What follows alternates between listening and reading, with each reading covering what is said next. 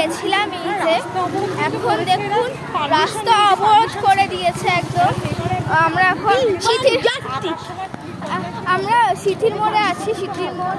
এই যে দেখুন এখন এই যে অবরোধ চলছে, অবরোধ চলছে, অবরোধ না আন্দোলন, হ্যাঁ ওই আন্দোলন।